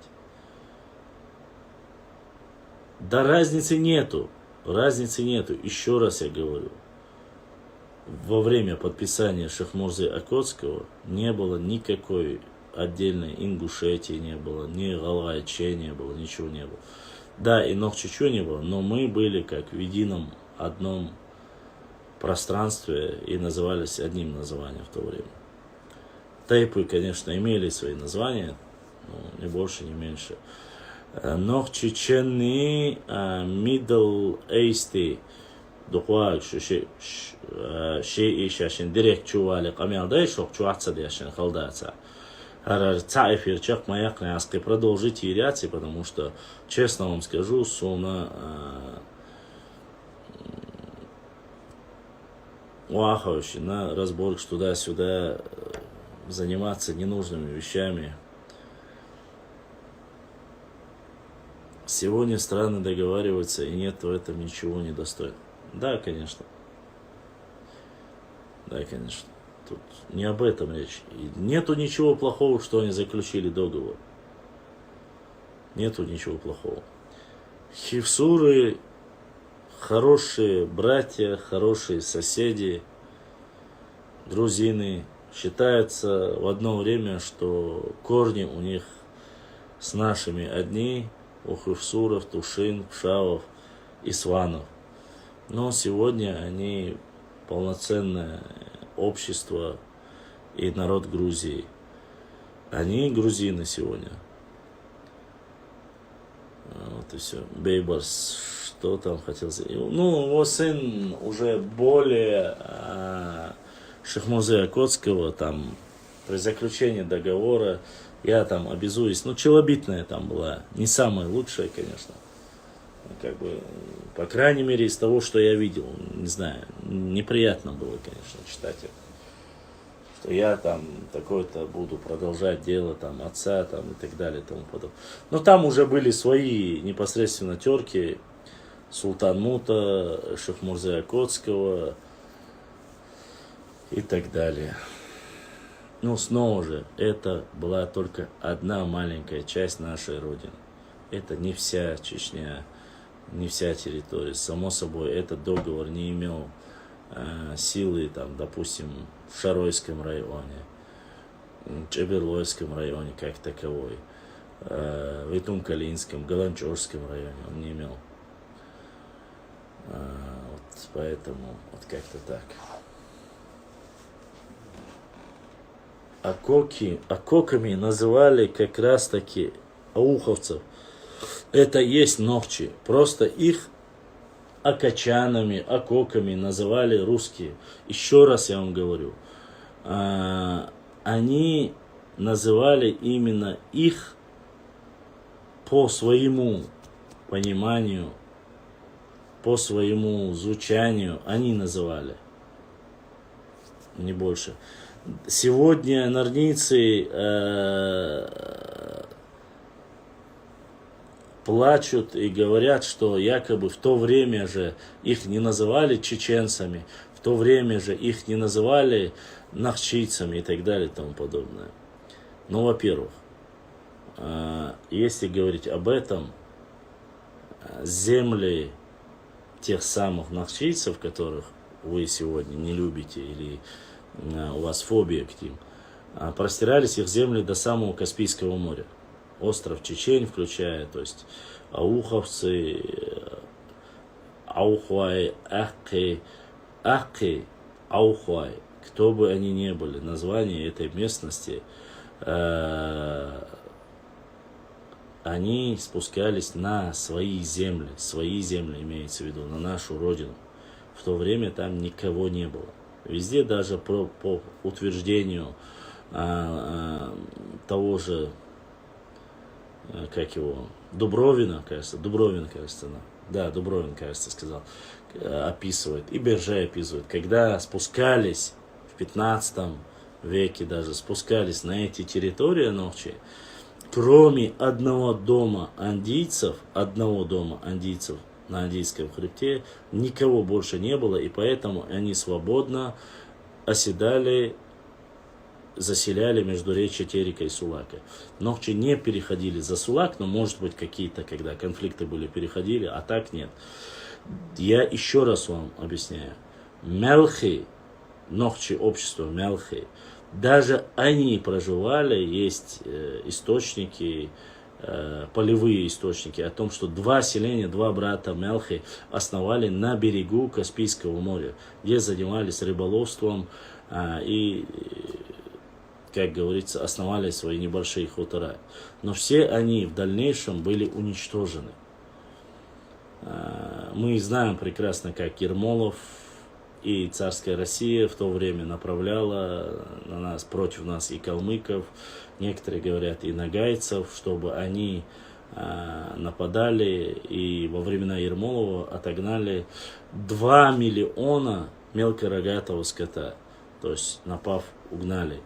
Это были зимние пастбища, где зимой пасли свой скот ногчий народ, и ничего тут такого не было. И это были их территории. Еще раз, назвать пролив чеченским, остров чеченским не просто так. И об этом есть достаточно доказательств. А то, что сегодня говорят, там Чертень называлось, там место для рыбы и так далее и тому подобное, Даль якобы дописал у себя в своем словаре. Но это не подтверждение. Если остров назывался Чертень, место для рыбы, смыслом называть пролив чеченский нету никакого смысла. Нужно об этом понимать. Есть достаточно материалов, мы их загружаем, показываем. Нет, ит-алу, вот эту тему, это не ко мне, эти, как говорится, догадки, я на них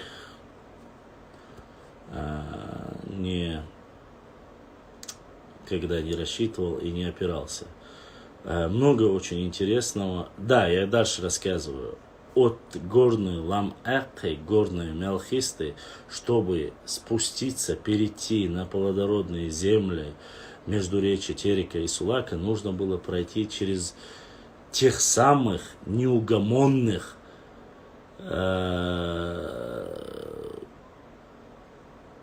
Нахчи, и их пропустили, они поселились там спокойно. Это насколько нужно быть с учетом того, что это был не один. Нет, конечно же, это все чушь собачья. И те, и другие были одним народом, Нахчи народом. Они потихоньку спрашивали у своих братьев, которые заселились в Ичкерии, спрашивали, где дальше, и вот так потихоньку заселили, и Аух заселили, междуречье Терека и Сулака заселили, начиная с первого тысячелетия, то есть нашей эры. То есть первое название уже с тех пор было. Во времена нападения поднимались вверх, потом спускались вниз. Это было вот как бы обычным нормальным делом. Здесь был один вопрос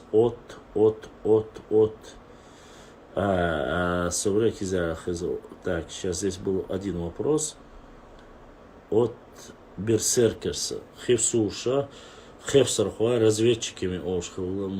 Нет, я немножко в этом сомневаюсь. Разведчики, не разведчики. Ну, чего разведчики-то? Чего разведчики? Это чего разведывать-то? Я не думаю, что это так, честно сказать. Если бы они жили бы по границе прямо с кем-то, ну, я не знаю, с какими-то, допустим, как Хуай, или как Аухуай, я бы мог бы назвать их еще разведчиками или кем-то, но они находятся в таком месте, где с одной стороны их нынешняя родина Грузия, с другой стороны Ингушетия, с этой стороны Чечня. Какие разведчики, о чем? Я не слышал. Может быть, есть такое. Это нужно снова уже разбирать этимологически, как говорится, ситуацию.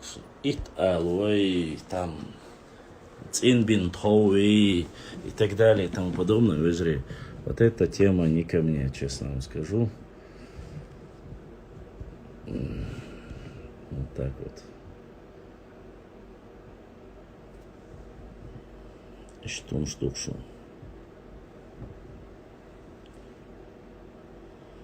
Аух, заметьте, чеченский маяк немаловажно. Чеченский маяк без мягкого знака. Да, ну, пролив, маяк, остров.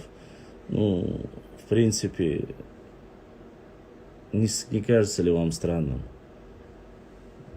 Слишком много совпадений.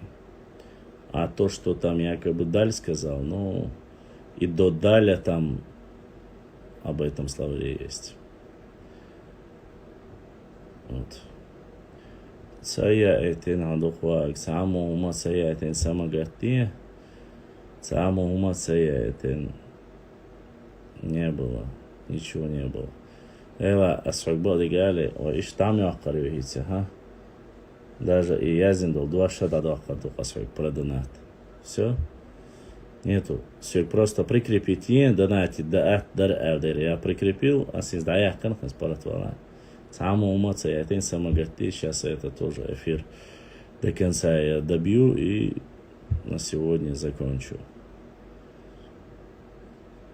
Сегать, я ж переживать, я ж хулхо. Саму я этин саяэтин. А дагер был, что от Симсуна хаун. Кем бы ты ни был. Хорошо, что хоть перестали говорить внешности, а то обычно начинали с внешности.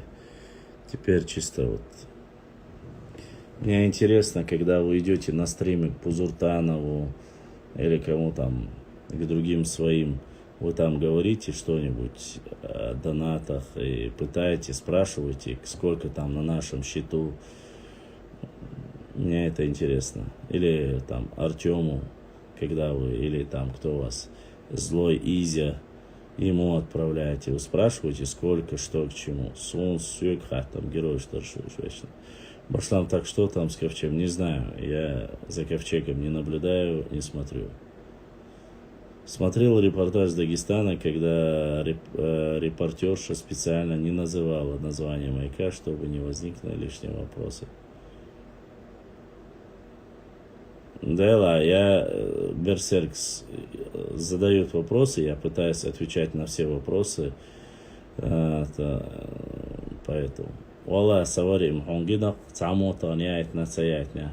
Если бы яйтня раз яйтин эльдарис, асала олигу тогда савил за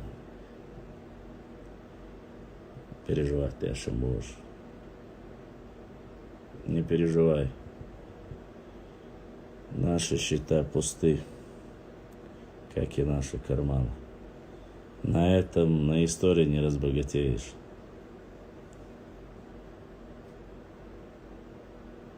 Лусково, дом 2, царь герой Луис. Ну да. Но это их деньги, они имеют право делать что хотят. Брат boş ot büyük örs için pet kişili zat yerde yaşmış başlamayın okuyatsa dahvati. Allah asam dahvati ne iyi dahvati eleri dahvati ne ya dahvati ne hum şüç.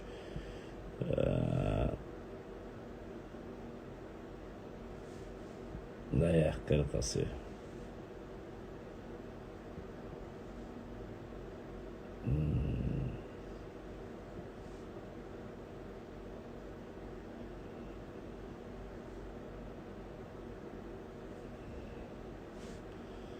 Чтобы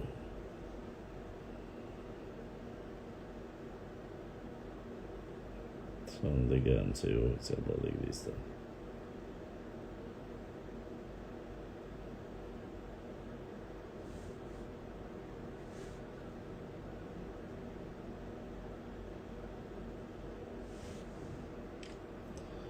Лаудаев был царским офицером. Лаудаев был царский офицер, прислужник царя. Все, больше ничего. Его считают первым из тех, кто записал все, что он знает якобы о чеченцах. Никогда в жизни дальше, чем крепость Грозная, он не был. Он не был ни в одной горной части Новчечуя. Короче, болтун царских лакай.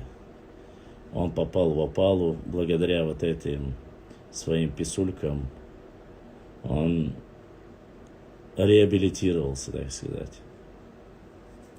Но до сих пор все ищут, никак не могут найти оригиналы того самого Лаудаева.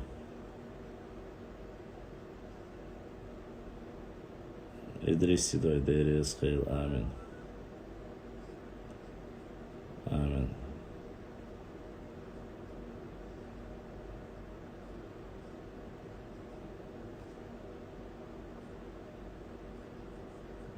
По-разному, берсеркерс. Некоторые говорят наш, некоторые говорят Сюли.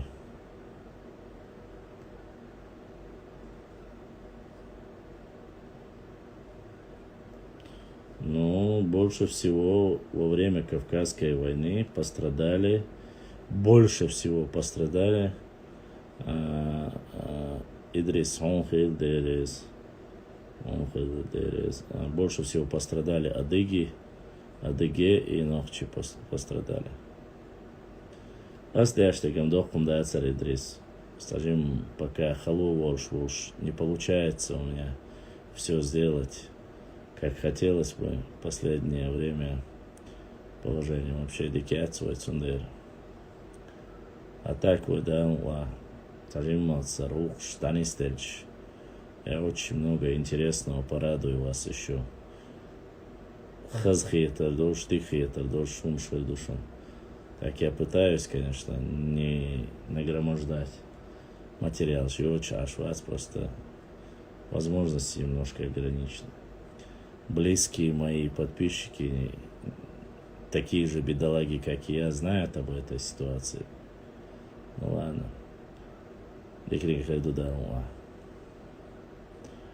Берсеркерс, Дудер, Сбербанковский Дукарт. Ну вот этот номер Сбербанковский, если кто-то за границей живет, PayPal есть у меня на странице. Чумовенец Башлам 39 Элчик, Чумовен Була. Есть ссылки на наш телеграм-канал, есть ссылки на наш PayPal кошелек, Сберовский кошелек. И что у нас? Ну вот так, всего понемногу. Но параллельно мы сразу ведем страницу Facebook. мы ведем страницу, мы бог асьяшу сразу, инсох темаерович, дайс даяч. В Facebook, в Twitter, в ВКонтакте, в Одноклассники, я слил уж Инстаграм, ну 5 платформ, Телеграм, я одновременно веду 5 платформ, YouTube, YouTube и то и бряшки, пока у меня возможности нету в техническом, как говорится, технические обеспечения от YouTube канал вести. Остальные все платформы есть, и везде мы загружаем все, что касается ногчи народа, ногчи истории, географии, этнографии, вэгдауштег, вэдаум, адираду, и понемножку будем. И сегодня первый донат от брата Умалт. Аллах да саавел, доната да духва ахуэл, будиснак да эзершка суду ахкил везендер, да масудик чумантяха. Это было. А можно сотрудничать с черкесами, историками, может у них найдутся старые. Но я взаимодействую с черкесскими, с адыгскими историками, с черкесскими и адыгскими историками. Взаимодействуем, смотрим, помогаем. Вот. И да, больше всех, конечно, пострадали в данной ситуации и в людском, и материальном, и в территориальном. Больше всех пострадали адыги. Даже не столько ногчи адыги, потом идут ногчи. Кто от войны больше всего пострадал. Вот. Остальные так себе. На кофе. Рейтерс оберсеркс. Да, сада уша. Да, лухуава. Пострадали меньше всех, кто пострадал. Ну, не знаю. Трудновато будет решить, кто пострадал больше, кто меньше. Нагайцы тоже пострадали. Нагайцы потеряли тоже многое. Но это уже к адыгам относится. Убыхи, шапсуги, шабеш, они относятся к адыгам. Я к этой территории их отношу.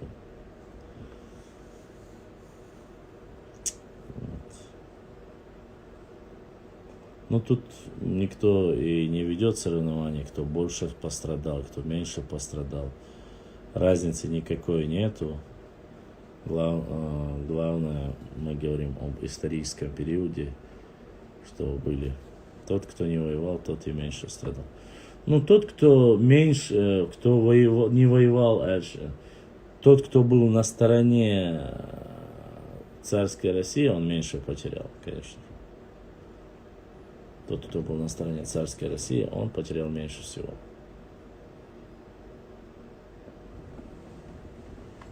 Ситуация очень важная.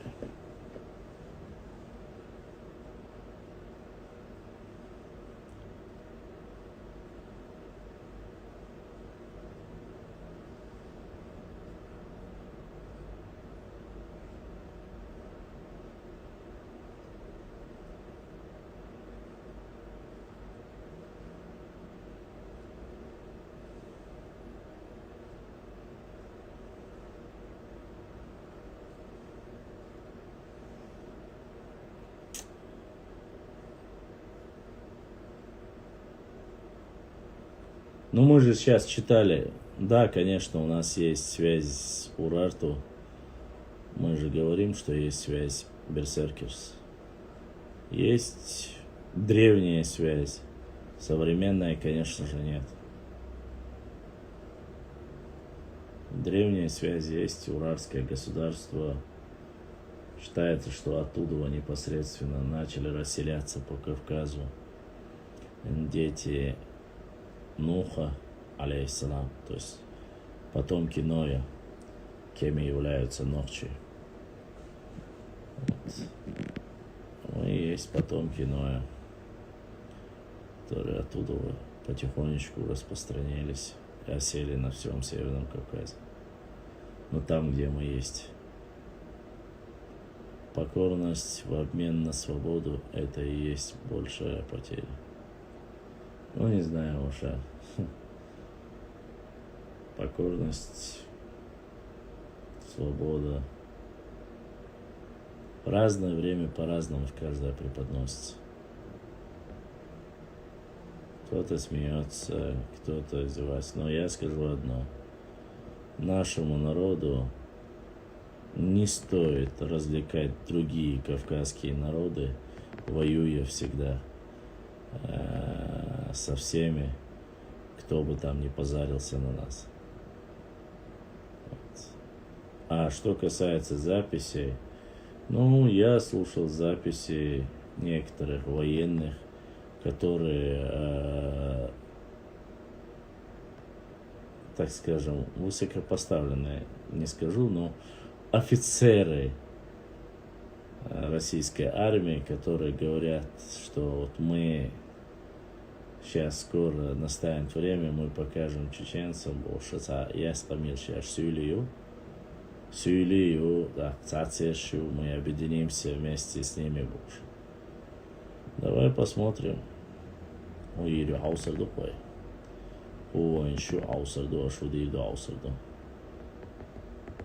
Пока ночью живы, ни один шакал не будет подниматься.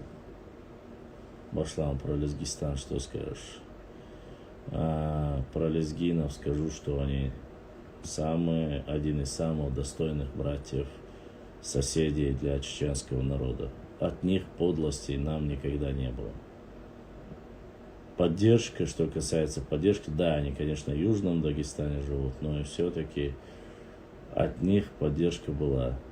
Лезгины — это такой народ, интеллигенция, ислам, распространение. Первые приняли ислам, они, распространение ислама от них идет. Ученые, алимы у них тоже серьезные были, поэтому мне жалко их. Жалко почему? Потому что они, как и адыги, сегодня свой народ разделили на несколько частей. Да, Аллах, конечно, им объединиться, быть одним единым целым. Но есть и там у лезгинов тоже есть ошибки, порой они принимают не ту сторону, которую бы стоило принимать.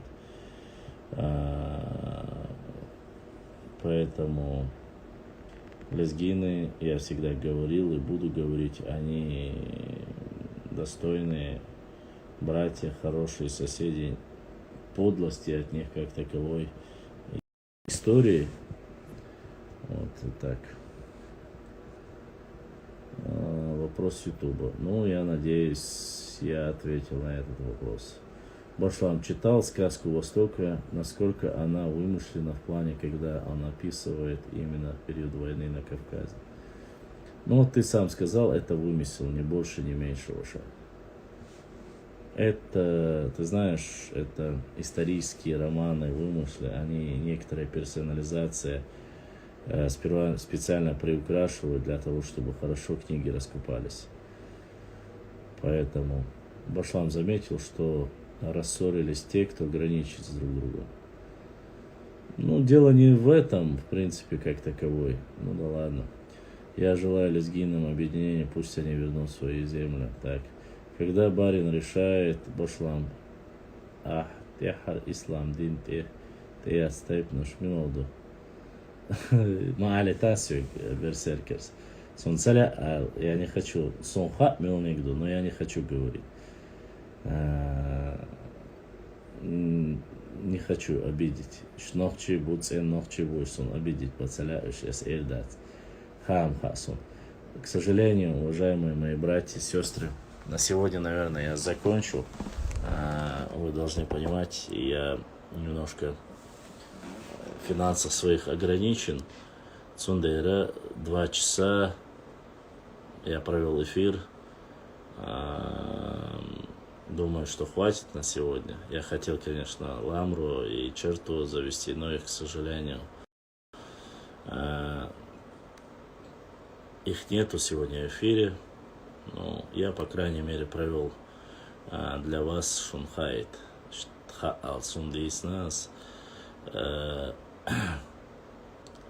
Шунхас, я надеюсь.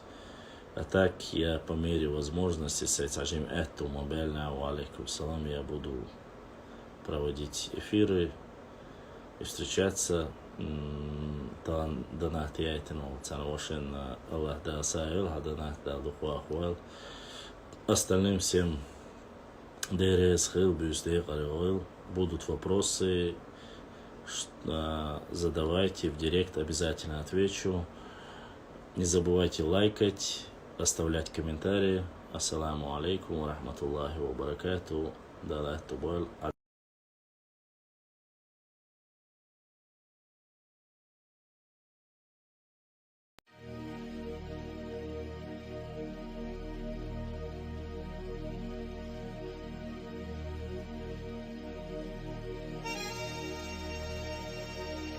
Assalamu alaikum warahmatullahi wabarakatuh. Masih bisa walau yang sesuai dengan